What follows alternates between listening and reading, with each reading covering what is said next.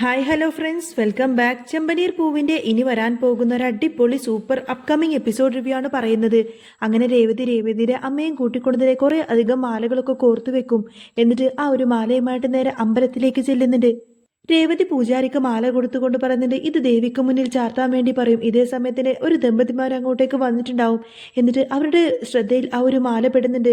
രേവതി പ്രത്യേകമായിട്ട് കോർത്തുണ്ടാക്കിയിട്ടുള്ള ആ ഒരു മാല അവരുടെ ശ്രദ്ധയിൽപ്പെടുകയാണ്. അവർക്ക് ആ മാല ഒരുപാടധികം ഇഷ്ടപ്പെടും. എന്നിട്ട് രേവതിയുടെ അടുത്ത് ചോദിക്കുന്നുണ്ട് ഈ മാല നിങ്ങൾ എവിടെ നിന്ന് വാങ്ങിച്ചതാണെന്ന് ചോദിക്കും. അന്നേരം നമ്പൂതിരി അവർക്ക് പറഞ്ഞു കൊടുക്കുന്നുണ്ട് ഈ മാല അവർ സ്വന്തമായിട്ട് കെട്ടിണ്ടാക്കിയതാണ്. അവർക്ക് സ്വന്തമായിട്ടൊരു പൂക്കട തന്നെയുണ്ട്. അത് കേൾക്കുമ്പോൾ ഇവർക്കൊരു അത്ഭുതമായിരിക്കും. അവർ പറഞ്ഞത് അങ്ങനെയാണെങ്കിൽ നിങ്ങൾ പ്രാർത്ഥിച്ചതിന് ശേഷം പുറത്തിറങ്ങുമ്പോൾ കുറച്ചു നേരം വെയിറ്റ് ചെയ്യേ, ഞങ്ങൾക്ക് നിങ്ങളോട് കുറച്ച് സംസാരിക്കാനുണ്ടെന്ന് പറയും. എന്നാൽ രേവതിക്കൊരു സംശയമാണ്. രേവതി ഇങ്ങനെ മനസ്സിൽ ചിന്തിക്കുന്നുണ്ട് എന്നാലും ഇയാൾക്ക് എന്തായിരിക്കും എന്നോട് സംസാരിക്കാനുള്ളത്, ഏതായാലും വെയിറ്റ് ചെയ്യാമെന്നൊക്കെ ചിന്തിച്ചുകൊണ്ട് അമ്പലത്തിൽ തൊഴുത് പ്രാർത്ഥിച്ചതിന് ശേഷം പുറത്ത് അവരെങ്ങനെ വെയിറ്റ് ചെയ്ത് നിൽക്കുകയാണ്. ഇതേ സമയത്ത് തന്നെ രേവതിയെ വെയിറ്റ് ചെയ്തുകൊണ്ട് ആ ഒരു ഭാര്യയും ഭർത്താവും മറുവശത്ത് തന്നെ നിൽക്കുന്നുണ്ടാവും. അവരെ കാണുന്ന സമയത്തിന് രേവതി അങ്ങോട്ട് ചെന്നിട്ട് ചോദിക്കുന്നുണ്ട് എന്താ കാര്യം, നിങ്ങൾ എന്തിനാ വെയിറ്റ് ചെയ്യാൻ പറഞ്ഞത് എന്ന് ചോദിക്കുന്ന സമയത്തിന് അയാൾ പറഞ്ഞിട്ട് ഞാൻ ഈ നാട്ടിലേക്ക് വന്നിട്ട് വളരെ കുറച്ചു കാലമേ ആയുള്ളൂ. കുറച്ച് ദിവസത്തിനുള്ളിൽ എൻ്റെ അനിയന്റെ കല്യാണമാണ്. ഇപ്പൊ തന്നെ ഞങ്ങൾ മണ്ഡപമൊക്കെ ബുക്ക് ചെയ്തിട്ടാണ് നാട്ടിലേക്ക് വന്നത്. കല്യാണത്തിന്റെ ഒരുക്കങ്ങളായിട്ട് ഓരോ കാര്യങ്ങൾ ചെയ്തുകൊണ്ടിരിക്കുകയാണ്. ഇനിയിപ്പോ മണ്ഡപം ഒന്ന് ഡെക്കറേഷൻ ചെയ്യണം. നിങ്ങൾ ദേവിക്ക് ചാർത്തി കൊടുത്ത ആ ഒരു മാല എനിക്ക് ഭയങ്കരമായിട്ട് ഇഷ്ടപ്പെട്ടു. അത് കെട്ടിയത് കാണാൻ തന്നെ ഒരു പ്രത്യേക ഭംഗിയുണ്ടായിരുന്നു. അതുകൊണ്ട് എൻ്റെ അനിയന്റെ കല്യാണത്തിന് നിങ്ങൾ എനിക്ക് പ്രത്യേകമായിട്ട് അതുപോലെ മാല കെട്ടി തരാവോ എന്ന് ചോദിക്കട്ടെ രേവതിയുടെ അടുത്ത്. ഇത് കേൾക്കുന്ന സമയത്ത് തന്നെ രേവതിക്ക് ഒരുപാട് സന്തോഷമാവാണ്. രേവതി പറഞ്ഞിട്ട് നിങ്ങൾക്ക് എത്ര മാലയാണ് വേണ്ടത്, എന്നത്തേക്കാണ് വേണ്ടത്, എത്ര ക്വാണ്ടിറ്റിയിലാണ് വേണ്ടത് എന്നൊക്കെ പറഞ്ഞാൽ മതി. അന്നേരം അവർ പറഞ്ഞിട്ട് ഞങ്ങൾക്ക് കല്യാണത്തിന് വേണ്ടിയിട്ട് മാത്രമല്ല, ഞങ്ങളുടെ കല്യാണം തന്നെ നല്ല വലിയ ഗ്രാൻഡ് കല്യാണമാണ്.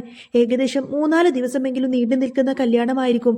പിന്നെ മണ്ഡപം ഡെക്കറേഷന് വേണ്ടിയിട്ട് മാത്രമല്ല, ഞങ്ങളുടെ റിലേറ്റീവ്സിനും അവർക്ക് എല്ലാവർക്കും പൂമാലയൊക്കെ വേണ്ടി വരും, മുല്ലപ്പൂ മാലയൊക്കെ വേണ്ടി വരും. അപ്പോൾ അതെല്ലാത്തിനും കൂടി വലിയൊരു ഓർഡർ തന്നെയായിരിക്കും ഞങ്ങൾ തരാൻ പോകുന്നത്. അങ്ങനെ ഞങ്ങൾക്ക് ഒരുപാടധികം മാലയുടെ ആവശ്യമുണ്ടെന്നിങ്ങനെ അയാൾ പറയുന്ന സമയത്തിന് രേവതിക്ക് സന്തോഷമായിരിക്കും. രേവതി പറയുന്നുണ്ട് സർ, നിങ്ങൾക്ക് എത്രയാണ് ആവശ്യം എന്ന് വെച്ചാൽ അത് നിങ്ങൾ പറഞ്ഞാൽ മതി. ഇയാൾ രേവതിയോട് സംസാരിക്കുന്ന സമയത്തിന് അയാളുടെ വൈഫ് ചെറുതായിട്ട് ഇങ്ങനെ പയ്യെ അയാളുടെ ചെവിയിൽ എന്തോ പറയുന്നത് കേട്ടുകൊണ്ടതിന്റെ രേവതി പറഞ്ഞിട്ട് സർ, എന്താണെങ്കിലും എന്നോട് തുറന്നു പറഞ്ഞോളൂ, എന്താണെങ്കിലും മടി കൂടാതെ പറഞ്ഞോളൂ എന്ന് രേവതി പറയുന്ന സമയത്തിന് അവര് പറഞ്ഞിട്ട് അത് മറ്റൊന്നും കൊണ്ടല്ല, ഞങ്ങൾ ഇത്രയും വലിയ മാലയുടെ ഓർഡർ എല്ലാം തന്നെ നിങ്ങൾക്ക് തന്നു. ഇനിയിപ്പോ മണ്ഡപത്തിന്റെ ഡെക്കറേഷനും കാര്യങ്ങളായിട്ട് കുറെ അധികം മാലകളൊക്കെ ഞങ്ങൾക്ക് ആവശ്യമുണ്ടാവുമല്ലോ, അതിപ്പോ ഇനി മറ്റാരെങ്കിലും ഞങ്ങൾ ഏൽപ്പിക്കണമെന്നുള്ളതിനെ പറ്റിയിട്ട് സംസാരിച്ചതാണെന്ന് പറയും. അന്നേരം രേവതി അതിനെ പറ്റിയിട്ട് ഇങ്ങനെ ചിന്തിച്ചുകൊണ്ട് നിൽക്കുന്ന സമയത്തിന് അയാൾ ചോദിക്കുന്നുണ്ട് എന്താ നിങ്ങൾ മണ്ഡപത്തിന്റെ ഡെക്കറേഷൻ ഒന്നും ചെയ്യില്ലേ എന്ന് ചോദിക്കും. അന്നേരം രേവതി പറയുന്നുണ്ട് അതെ സർ, ഞാൻ അതെല്ലാം തന്നെ ഓർഡർ എടുക്കാറുണ്ട്, ഞാൻ അതെല്ലാം ചെയ്യുമെന്ന് പറയുന്ന സമയത്തിന് അവർ ചോദിക്കുന്നുണ്ട് പിന്നെന്താ അത് പറഞ്ഞപ്പോഴേക്കും നിങ്ങൾ കുറച്ചു നേരം ഇങ്ങനെ ആലോചിച്ച് നിന്നത്, നിങ്ങൾക്ക് അതെല്ലാം തന്നെ ഒരുമിച്ച് അങ്ങ് ചെയ്തു തന്നൂടെ എന്ന് ചോദിക്കും. അന്നേരം രേവതി പറഞ്ഞിട്ട് അതല്ല സർ, ഞാൻ ഇത്ര കാലമായിട്ടും ഈ പൂക്കച്ചവടം തുടങ്ങിയിട്ട് ഇന്നേ വരെ ഞാൻ ഇത്രയും വലിയ ഓർഡറുകളൊന്നും ചെയ്തിട്ടില്ല. നിങ്ങൾക്ക് എങ്ങനെയൊക്കെയാണ് ആവശ്യങ്ങളെന്ന് നിങ്ങൾ പറഞ്ഞാൽ മതി, നിങ്ങൾ വിചാരിക്കുന്നതിനേക്കേറെ ഭംഗിയായിട്ട് ഞാൻ അതെല്ലാം തന്നെ കൃത്യമായിട്ട് ചെയ്തു തരുമെന്ന് പറയാണ് രേവതി.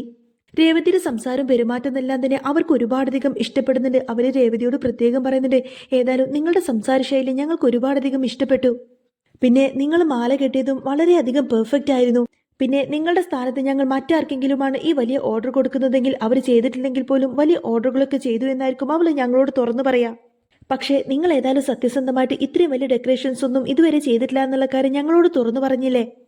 അതോടുകൂടി തന്നെ നിങ്ങളുടെ പേരിൽ ഞങ്ങൾക്കൊരു വിശ്വാസം വന്നു. അതുകൊണ്ട് ഇനി ഞങ്ങൾ ആരെയും ഇത് ഏൽപ്പിക്കുന്നില്ല, നിങ്ങൾ തന്നെ ഞങ്ങൾക്ക് ഈ ഒരു മണ്ഡപത്തിന് ഡെക്കറേഷൻസും അങ്ങനെ എല്ലാ പൂമാലകളും നിങ്ങൾ തന്നെ ചെയ്തു തന്നാൽ മതി എന്ന് പറയാണ് അവര്. അത് കേൾക്കുന്ന സമയത്ത് തന്നെ രേവതിക്കും ഒരുപാട് സന്തോഷമായിരിക്കും. രേവതി പറഞ്ഞിട്ട് ഉറപ്പായിട്ട് സർ, നിങ്ങൾ വിചാരിക്കുന്നത് പോലെ നിങ്ങൾ ഇഷ്ടപ്പെടുന്ന രീതിയിൽ തന്നെ മാലകളെല്ലാം തന്നെ ഞാൻ കോർത്തു തരാം, എല്ലാ രീതിയിലും ഡെക്കറേഷൻസ് ഒക്കെ ഞാൻ തന്നെ ചെയ്തു തരാം എന്നൊക്കെ പറയും. അങ്ങനെ അയാൾ പറയുന്നത് നിങ്ങൾ ഫ്രീ ആവുമ്പോൾ പറഞ്ഞാൽ മതി, ഡെക്കറേഷൻ ചെയ്യാനുള്ള മണ്ഡപങ്ങളും കാര്യങ്ങളൊക്കെ ഞാൻ കാണിച്ചു തരാമെന്നൊക്കെ പറയും. ഇവരിങ്ങനെ സംസാരിച്ചു നിൽക്കുന്ന സമയത്തായിരിക്കട്ടെ പെട്ടെന്ന് അയാളുടെ ഫോണിലേക്ക് ഒരു അർജന്റ് കോൾ വരുന്നത്. അപ്പോഴേക്കും രേവതിയുടെ കയ്യിൽ നിന്ന് ഫോൺ നമ്പറും ഡീറ്റെയിൽസ് ഒക്കെ വാങ്ങിച്ചതിന് ശേഷം യാത്ര പറഞ്ഞുകൊണ്ട് അയാൾ അവിടെ നിന്നും പോവാണ്.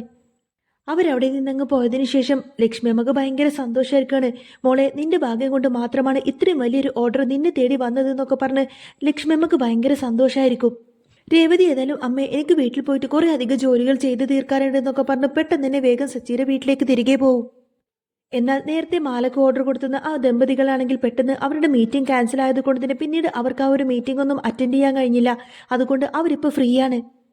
എന്നാ പിന്നെ നമുക്ക് രേവതിയുടെ വീട്ടിലേക്ക് പോയിട്ട് ബാക്കി ഓർഡറിന്റെ കാര്യങ്ങളൊക്കെ സംസാരിച്ചാലോ എന്ന് ചോദിക്കുന്ന സമയത്തിന് ഭാര്യയും അതിന് സമ്മതിക്കാണ്. എന്നാ പിന്നെ രേവതിയെ കാണാൻ പോവാമെന്നൊക്കെ പറഞ്ഞുകൊണ്ട് തന്നെ രേവതി കൊടുത്തിരിക്കുന്ന ആ അഡ്രസ്സിലേക്ക് അവർ തേടി പിടിച്ചുകൊണ്ട് തന്നെ രേവതിയുടെ വീട്ടിലേക്ക് പോവാണ്. എന്നാൽ വീട്ടിലേക്ക് തിരികെ പോകുന്ന രേവതി ഒരിക്കലും വീട്ടിലേക്ക് എത്തിയിട്ടുണ്ടായിരുന്നില്ല. അതിനു മുൻപേ തന്നെ ഈ ദമ്പതികൾ നേരെ രേവതിയുടെ വീട്ടിലേക്ക് എത്തിയിട്ടുണ്ടാവും. അങ്ങനെ അങ്ങോട്ടേക്ക് ചെന്ന ഉടനെ തന്നെ അവർ നേരെ ചെന്നിട്ട് ചന്ദ്രമതിയോടാണ് ചോദിക്കുന്നത്, അല്ല രേവതി മാഡം എത്തിയിട്ടില്ലേ എന്ന് ചോദിക്കും. അപ്പോഴേക്കും ചന്ദ്രമതിക്ക് ഭയങ്കര കുശുമ്പ് തോന്നുന്നു. എന്ത് രേവതി മാഡം അങ്ങനെ മനസ്സിൽ ചിന്തിക്കണേ. അല്ല നിങ്ങൾ എന്തിനാ ഇപ്പൊ അവരെ കാണാൻ വന്നത് എന്നിങ്ങനെ ദേഷ്യത്തിൽ അവരെ പുറത്തു നിർത്തിക്കൊണ്ടായിരിക്കട്ടെ ചന്ദ്രമതി ചോദ്യം ചെയ്യുന്നത്. രേവതി മാഡം എന്നൊക്കെ വിളിച്ചുകൊണ്ട് തന്നെ അവർ വലിയ ആഡംബര കാറിലൊക്കെ ആയിരിക്കും രേവതിയെ കാണാൻ വന്നിരിക്കുന്നത്. അതൊക്കെ കണ്ടിട്ട് ചന്ദ്രമതിക്ക് ഭയങ്കര അസൂയായിരിക്കും. ഭയങ്കര ദേഷ്യത്തോടും കുശുമ്പോടും കൂടെ തന്നെ ആയിരിക്കും അവരോട് സംസാരിക്കുന്നത്. ഇവരുടെ സംസാരമെല്ലാം കേട്ടുകൊണ്ട് തന്നെ രവീന്ദ്രൻ അങ്ങോട്ടേക്ക് വരുന്നുണ്ട്. രവീന്ദ്രൻ വന്ന് ചോദിക്കുന്നുണ്ട്, ആരാ ചന്ദ്ര ഇവരൊക്കെ എന്ന് ചോദിക്കുന്ന സമയത്തിന് ചന്ദ്രമതി പറഞ്ഞിട്ട്, കണ്ടില്ലേ ആ രേവതിയെ കാണാൻ വന്നതാണത്രേ. അപ്പോൾ രവീന്ദ്രൻ പറഞ്ഞിട്ട്, ചന്ദ്ര ആരാണെങ്കിലും നമ്മുടെ വീട്ടിലേക്ക് വരുന്നവരെ ഇങ്ങനെ പുറത്ത് നിർത്തിയിട്ടാണ് സംസാരിക്കുക. അങ്ങനെ രവീന്ദ്രൻ തന്നെ അവരോട് അകത്തേക്ക് കയറി വരാൻ പറയും. അങ്ങനെ അകത്തേക്ക് കയറ്റിയിരുത്തിയതിനു ശേഷം വീണ്ടും അവർ രേവതി ഇവിടെ ഉണ്ടോ എന്ന് ചോദിക്കും. രേവതി മോൾ അവളുടെ അമ്മയുടെ കൂടെ അമ്പലത്തിൽ പോയതാണ്. ദേ ഇപ്പൊ അവള് വരും, ഞാൻ ഏതായാലും അവളെ വിളിച്ച് പറയട്ടെ എന്നൊക്കെ പറഞ്ഞ് രവീന്ദ്രൻ ഏതായാലും രേവതിയെ വിളിക്കാൻ വേണ്ടിയിട്ട് ഇങ്ങനെ ഫോൺ എടുക്കുന്ന അതേ സമയത്ത് തന്നെ ആയിരിക്കട്ടോ രേവതി അങ്ങോട്ടേക്ക് കയറി വരുന്നത്. എന്നാൽ പെട്ടെന്ന് രേവതി കയറി വന്ന പാടത്തിന് ഇവർ രണ്ടുപേരെയും കാണുന്ന സമയത്തിന് പെട്ടെന്ന് രേവതിക്ക് വല്ലാതെ അവർ രേവതി ചിന്തിക്കുന്നുണ്ട്. അവിടെ നിന്ന് എന്തോ അർജന്റ് മീറ്റിംഗ് ആണെന്നൊക്കെ പറഞ്ഞ് അവർ അമ്പലത്തിൽ നിന്നും പോയതില്ലേ, എന്നിട്ട് പെട്ടെന്ന് തന്നെ അവർ ഇങ്ങോട്ടേക്ക് വന്നോ എന്നൊക്കെ ഇങ്ങനെ ചിന്തിച്ചുകൊണ്ട് നിൽക്കുകയാണ്. ആ സമയത്തിന് അവർ രേവതിയോട് പറഞ്ഞിട്ട്, മോളെ ഞങ്ങൾ പോകാനിരുന്ന മീറ്റിംഗ് ക്യാൻസലായി, അതുകൊണ്ട് ഞങ്ങൾ ഫ്രീ ആയപ്പോൾ നേരിട്ട് ഇങ്ങോട്ടേക്ക് വന്നതാണ്, കാര്യങ്ങളൊക്കെ പറഞ്ഞിട്ട് പോകാൻ വേണ്ടി വന്നതാണെന്ന് പറയുന്ന സമയത്തിന് രേവതി പറയുന്നത്, ശരി സർ, നിങ്ങൾക്ക് എന്തൊക്കെയാണോ ആവശ്യങ്ങളെങ്കിൽ അതൊക്കെ പറഞ്ഞാൽ മതി, അതുപോലെ തന്നെ ഞാൻ കൃത്യമായിട്ട് ചെയ്തു തന്നോളാമെന്ന് പറയും. അപ്പോഴേക്കും ആ ദമ്പതിമാർ ഒരു പേപ്പർ എടുത്തിട്ട് രേവതിയുടെ കയ്യിൽ കൊടുക്കുന്നുണ്ട്. അവർക്ക് വേണ്ട പൂമാലകളും അതുപോലെ തന്നെ ഡെക്കറേഷൻ ചെയ്യേണ്ട കാര്യങ്ങളും എല്ലാം തന്നെ ആ ഒരു പേപ്പറിൽ എഴുതി കൊടുക്കും. എന്നിട്ട് അതേപോലെ തന്നെ കൃത്യമായിട്ട് അങ്ങനെ ചെയ്താൽ മതി എന്നൊക്കെ രേവതിയുടെ അടുത്ത് പറഞ്ഞു കൊടുക്കുകയാണ് അവർ. ഇനി ഇതിൽ നിങ്ങൾക്ക് എന്തെങ്കിലും ഡൗട്ട് ഉണ്ടെങ്കിൽ എന്നെ വിളിച്ചാൽ മതി. പിന്നെ ഒരു ദിവസം നിങ്ങൾ ഫ്രീ ആകുമ്പോൾ ഞാൻ നിങ്ങളെ നേരിട്ട് കൊണ്ടുപോയിട്ട് മണ്ഡപമൊക്കെ കാണിച്ചു തരാം. പിന്നെ ബാക്കി കാര്യങ്ങളൊക്കെ നിങ്ങൾ തീരുമാനിക്കുന്നത് പോലെ എന്നൊക്കെ ഇങ്ങനെ സംസാരിക്കുന്ന സമയത്തിന് രവീന്ദ്രനെ ചോദിക്കുന്നതിന്, എന്താ മോളെ മാലയുടെ ഓർഡർ ആണോ എന്ന് ചോദിക്കും. അന്നേരം രേവതി പറയുന്നത്, അതെ അച്ഛാ, മാലയുടെ ഓർഡറുകൾ മാത്രമല്ല പിന്നെ ഒരു മണ്ഡപത്തിന്റെ ഡെക്കറേഷൻ കൂടെയുണ്ട്, 4 ദിവസത്തെ പ്രോഗ്രാമാണ്, വലിയ ഓർഡറാണ് എന്നൊക്കെ പറയും. എന്നാൽ ഇത് കേൾക്കുന്ന സമയത്തിന് ചന്ദ്രമതിക്ക് ഭയങ്കര കുശുമ്പായിരിക്കും. ചന്ദ്രമതി ഇങ്ങനെ മനസ്സിൽ ചിന്തിക്കും, ഓ മണ്ഡപത്തിന് ഡെക്കറേഷന് വേണ്ടിയിട്ട് ഇവൾക്ക് ഓർഡർ കൊടുക്കുന്നോ. അത് കേൾക്കുമ്പോൾ രവീന്ദ്രന് ഒരുപാട് സന്തോഷമായിരിക്കും. ആ ദമ്പതിമാര് പറയുന്നുണ്ട്, രേവതി ഉണ്ടാക്കിയ മാല ഞങ്ങൾ നേരിട്ട് കണ്ടിരുന്നു, അത് ഞങ്ങൾക്ക് ഒരുപാടധികം ഇഷ്ടപ്പെട്ടു, അതുപോലെ തന്നെ ഞങ്ങൾക്ക് ഇഷ്ടപ്പെടുന്ന രീതിയിലൊക്കെ മണ്ഡപ ഡെക്കറേഷനും രേവതി ചെയ്തു തരുമെന്ന വിശ്വാസം ഞങ്ങൾക്കുണ്ട്.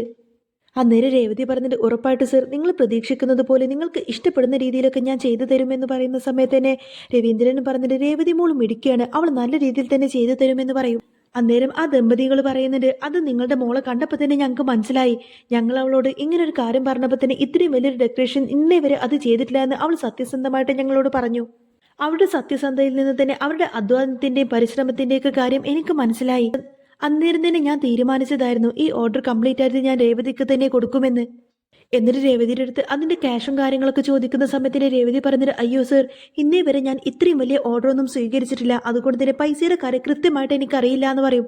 അന്നേരം അവർ പറഞ്ഞിട്ട്, രേവതിക്ക് പുറത്ത് എത്രയാണോ കിട്ടുന്നത് അതുപോലെ തന്നെ പൈസ ഞങ്ങളുടെ കയ്യിൽ നിന്നും വാങ്ങിക്കാം, പണം എത്രയെന്ന് വെച്ചാൽ യാതൊരു മടി കൂടാതെയും പറഞ്ഞോളൂ എന്നൊക്കെ പറയുന്ന സമയത്തിന് രേവതിക്ക് ഒരുപാട് സന്തോഷമായിരിക്കും. ഏതായാലും ഇപ്പൊ തൽക്കാലം 1,00,000 രൂപ അഡ്വാൻസ് ആയി വെച്ചോളൂ എന്നൊക്കെ പറഞ്ഞ് അവർ രേവതിയുടെ കയ്യിലേക്ക് 1,00,000 രൂപ വെച്ചു കൊടുക്കുക.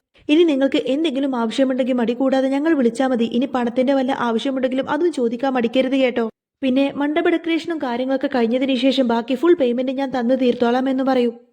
എന്നാൽ ഇങ്ങനെയൊക്കെ പറയുന്ന സമയത്തിന് രേവതിക്ക് തിരിച്ച് എന്ത് മറുപടി പറയണമെന്നറിയില്ല. രേവതി പറയുന്നത്, നിങ്ങൾ ഏൽപ്പിച്ച വർക്ക് ഞാൻ കൃത്യമായിട്ട് ചെയ്യും, അത് ചെയ്തതിന് ശേഷം നിങ്ങൾക്ക് എന്താണോ എനിക്ക് തരാൻ തോന്നുന്നത് അത് മാത്രം തന്നാൽ മതി, അത് ഞാൻ സ്വീകരിച്ചോളാം, അല്ലാതെ അങ്ങനെ തിട്ടപ്പെടുത്തിയ കണക്കൊന്നും എനിക്കില്ല എന്ന് പറയും. രേവതിയുടെ ആ ഒരു സംസാരം കൂടെ അവർക്ക് ഒരുപാടധികം ഇഷ്ടപ്പെടാണ്. രേവതിയോട് അവർ പറയുന്നത്, ഏതായാലും നിങ്ങളുടെ ഈ ഒരു സത്യസന്ധത അത് നിങ്ങളുടെ ജീവിതത്തിൽ എന്തായാലും വിജയം കൊണ്ടുവരും. അല്ല, ഇനി ഞങ്ങളുടെ ഫാമിലിയിൽ ഇതുപോലെ നല്ല ഫംഗ്ഷൻസും കാര്യങ്ങളൊക്കെ വരുന്നുണ്ട്, നിങ്ങളുടെ ഈ വർക്ക് പെർഫെക്റ്റ് ആണെങ്കിൽ ഇതുപോലെ തന്നെ ഇഷ്ടംപോലെ ഓർഡർ ഞാൻ വഴി തന്നെ നിങ്ങൾക്ക് പിടിച്ചു തരുമെന്നും കൂടി രേവതിയോട് അയാൾ കൂട്ടിച്ചേർക്കുന്നുണ്ട്. അത് കേൾക്കുന്ന സമയത്തിന് രേവതിക്കും രവീന്ദ്രനും ഒരുപാടധികം സന്തോഷമാവുന്നുണ്ടെങ്കിൽ പോലും ചന്ദ്രമതിക്ക് അത് കേട്ടിട്ട് ഒട്ടും തന്നെ സഹിക്കാൻ കഴിയുന്നില്ല. ചന്ദ്രമതി ഇങ്ങനെ മനസ്സിൽ ചിന്തിക്കുന്നുണ്ട്, ഓ ഒരു ജോലി ചെയ്യുന്നതിന് അഡ്വാൻസ് ആയിട്ട് 1,00,000 രൂപ കൊടുത്തെങ്കിൽ പിന്നെ ജോലി കഴിഞ്ഞാൽ പിന്നെ അവൾക്ക് എത്ര രൂപയായിരിക്കും ലാഭം കിട്ടാൻ പോകുന്നത്. ഇതാണെങ്കിൽ വലിയ ഓർഡറാണ്. ഇപ്പോൾ അഡ്വാൻസ് തന്നെ 1,00,000 രൂപ കിട്ടിയിരിക്കുന്നു. 4 ദിവസത്തെ ആ ഒരു ഫംഗ്ഷൻ ഫുള്ള് ഡെക്കറേറ്റ് ചെയ്യുന്നത് രേവതിയാണെങ്കിൽ പിന്നെ 4 ദിവസം കഴിയുമ്പോഴേക്കും എത്ര ലക്ഷങ്ങളായിരിക്കും അവളുടെ കയ്യിലേക്ക് വരാൻ പോകുന്നതെന്നൊക്കെ ചിന്തിച്ചുകൊണ്ട് തന്നെ ചന്ദ്രമതിക്ക് ഭയങ്കര കുശുമ്പ് തോന്നും. അങ്ങനെ എന്ത് ആവശ്യമുണ്ടെങ്കിലും വിളിക്കണം കേട്ടോ മോളെ എന്നൊക്കെ പറഞ്ഞു കൊടുത്തിനെ അവരുടെ വിസിറ്റിംഗ് കാർഡ് എടുത്തുകൊണ്ട് തന്നെ രവീന്ദ്രന്റെ കയ്യിലും രേവതിയുടെ കയ്യിലൊക്കെ കൊടുത്തുകൊണ്ടായിരിക്കട്ടെ അവരവിടെ നിന്നും യാത്ര പറഞ്ഞു പോകുന്നത്. രവീന്ദ്രന് ഭയങ്കര സന്തോഷമായിരിക്കും. അവരവിടെ നിന്ന് അങ്ങ് പോയതിനു ശേഷം രവീന്ദ്രൻ ഇങ്ങനെ ചന്ദ്രമതിയോട് പറഞ്ഞത്, കണ്ടില്ലേ എന്റെ രേവതി മോളെ തേടിയിട്ട് മഹാഭാഗ്യം വന്നതെന്നൊക്കെ നീ കണ്ടില്ലേ ചന്ദ്രേ? ഇതെല്ലാം തന്നെ രേവതി മോളുടെ രാശി കൊണ്ട് മാത്രമാണെന്നൊക്കെ പറഞ്ഞ് രവീന്ദ്രൻ രേവതി ഇങ്ങനെ പുകഴ്ത്തുന്നത് കേൾക്കുന്ന സമയത്തിന് ചന്ദ്രക്ക് ദേഷ്യം വരാണ്. ചന്ദ്ര പറഞ്ഞിട്ട്, ഓ എല്ലാം ഞാൻ കണ്ടു, ഇനിയിപ്പോ അവർ ഈ പോകുന്ന പോക്കിൽ തന്നെ ഈ ഓർഡർ ക്യാൻസൽ ചെയ്യുന്നത് നിങ്ങൾ കണ്ടോ, അതിന് കാത്തിരുന്നോ എന്നൊക്കെ പറഞ്ഞ് നെഗറ്റീവ് അടിക്കാണ് ചന്ദ്ര. ഇത് കേട്ട് രവീന്ദ്രന്റെ ഭയങ്കര അങ്ങ് ദേഷ്യം വന്നുകൊണ്ട് തന്നെ ചന്ദ്രമതിയെ അങ്ങ് അടിക്കാൻ കയ്യോങ്ങുന്ന സമയത്തിന് അച്ഛാ എന്നങ്ങ് വിളിക്കാട്ടോ രേവതി. ആ സമയത്തിന് രവീന്ദ്രൻ ചോദിക്കുന്നത്, എന്താ ചന്ദ്രേ നിന്റെ വായിലൊന്നും ഒരിക്കലും നല്ലത് വരില്ലേ? രേവതിയോട് പറഞ്ഞിട്ട്, മോളെ ഇവളുടെ വായിൽ നിന്ന് ഒരിക്കലും ഇനി നല്ലത് വരാനൊന്നും പോകുന്നില്ല. മോൾക്ക് ഏതായാലും നല്ലത് മാത്രമേ വരുള്ളൂ. മോള് നല്ല മനസ്സിന്റെ ഉടമയാണ്. ഈ ഓർഡർ നീ അവർക്ക് നല്ല രീതിയിൽ തന്നെ ചെയ്തു കൊടുത്തു കഴിഞ്ഞാൽ പിന്നെ അയാൾ പറഞ്ഞതുപോലെ തന്നെ ഈ ഒരു വകുപ്പിൽ തന്നെ ഒരുപാട് ഓർഡറുകൾ ഇതുപോലെ തന്നെ നിനക്ക് ബൾക്ക് ഓർഡർ കിട്ടും. നിന്റെ സത്യസന്ധതയും ആത്മാർത്ഥതയും അവർക്ക് ഒരുപാടധികം ഇഷ്ടപ്പെട്ടു. അത് മോളുടെ ലൈഫിൽ ഉടനീളമുള്ളത് കൊണ്ട് തന്നെ മോൾ എവിടെയും തളരില്ല. എന്നും എൻ്റെ മോള് വിജയിക്കുക തന്നെ ചെയ്യുമെന്നൊക്കെ പറഞ്ഞുകൊണ്ട് രവീന്ദ്രൻ ഇങ്ങനെ രേവതിയെ അനുഗ്രഹിക്കുന്നത് കാണുന്ന സമയത്തിന് ഇതൊക്കെ കണ്ടിട്ട് ഒട്ടും തന്നെ സഹിക്കാൻ കഴിയുന്നില്ല ചന്ദ്രമതിക്ക്. ഈശ്വര, ഒന്നുമില്ലാതെ കുപ്പത്തൊട്ടിയിൽ നിന്ന് കയറി വന്ന ഇവൾ ഇനി എത്രമാത്രം ലക്ഷ്യങ്ങളാണ് ഉണ്ടാക്കാൻ പോകുന്നത് എന്നൊക്കെ ചിന്തിച്ചുകൊണ്ട് തന്നെ ചന്ദ്രമതി ആകങ്ങനെ ടെൻഷനോടെ നിൽക്കുന്നതും കാണിച്ചുകൊണ്ടാണ് കേട്ടോ എപ്പിസോഡ് പൂർണ്ണമാവുന്നത്. അപ്പോൾ നിങ്ങൾക്ക് ഈ ഒരു ചാനൽ ഇഷ്ടമാവുകയാണെന്നുണ്ടെങ്കിൽ എന്നും ഇതേപോലെ തന്നെ റിവ്യൂസൊക്കെ കേൾക്കാൻ താല്പര്യമുണ്ടെങ്കിൽ തീർച്ചയായിട്ടും നിങ്ങൾ എൻ്റെ ചാനൽ സബ്സ്ക്രൈബ് ചെയ്ത് സപ്പോർട്ട് ചെയ്യാൻ മറക്കല്ലേ.